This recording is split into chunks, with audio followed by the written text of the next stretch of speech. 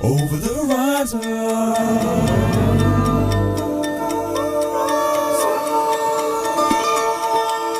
over the horizon.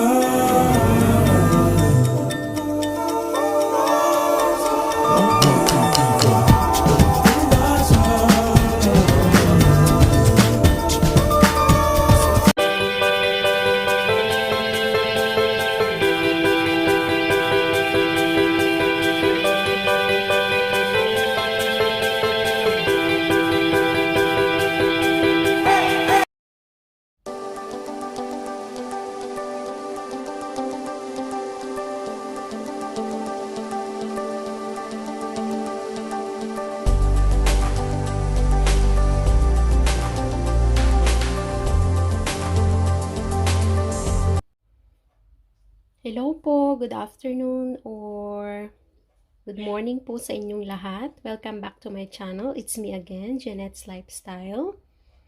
Hope everybody is doing well po. And for my today's vlog, I just wanted to share to you a quick recipe of mine with regards to my own version, which is the pork binagoongan with a twist of adding an eggplant po. Yeah, so I have here the recipe, yeah, for my today's vlog. Of course, the main ingredient, which is the pork sliced, the eggplant as well, and onion, the garlic, the oil, and of course for my seasons I have the salt, the black pepper, the marjoram dried, and of course the ginisang bagoong, yeah, which is the sauteed shrimp paste. Yes, so let me show you how I made this simple recipe of mine, I mean, and hope you guys enjoyed this. And if ready na po kayo, ay sabayan nyo po ako kung paano ko po ito ginagawa. Please stay tuned and thanks for watching! So, welcome back po. Of course, first thing is that heat the pan, and I'm just putting the oil, yeah.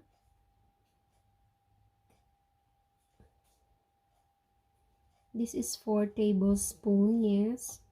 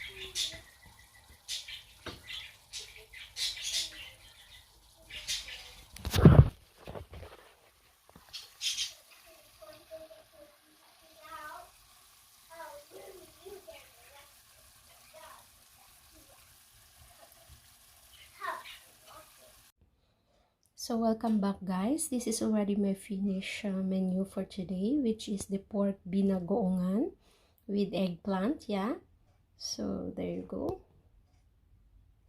Hope you guys enjoyed watching my simple and very easy recipe of mine with a twist of adding eggplant on this pork binagoongan. Yeah, so hope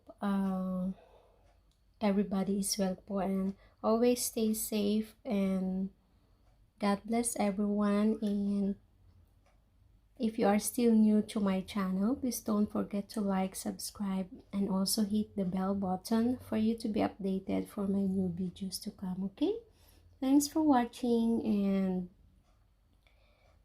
God bless everyone. It's time for me to say bye for now.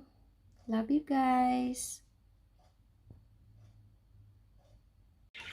So, welcome back po. Ito try po natin ang aking pork binagoongan, yeah, with eggplant. Ito, with rice, of course. Yes. So, kain po. Tatry ko lang po kung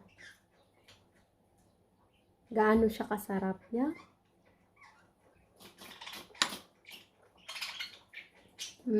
Isa po sa mga favorite kong vegetable is that eggplant. Yes. So, masarap po siya. Yes.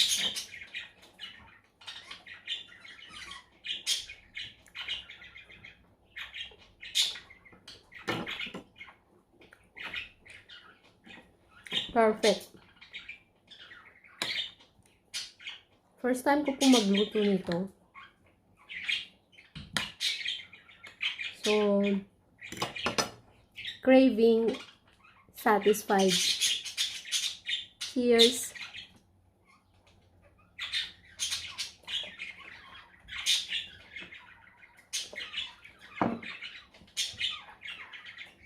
Thanks for watching po.